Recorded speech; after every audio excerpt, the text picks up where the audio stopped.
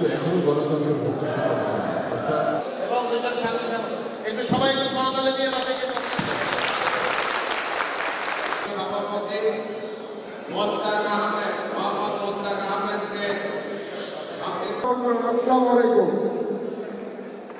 আমরা গাইবান্ধা জেলায় কোনো অনুপ্রবেশকারী আমাদের এই নতুন করে 5ই আগস্টের পরে যে কমিটি কারা আমি অনুরোধ করবো জেলা নেতৃত্বের মাধ্যমে দৃষ্টি আমাদের দুর্ভাগ্য ছোটার কারণে আমরা সর্বোচ্চ আন্দোলন সংগ্রাম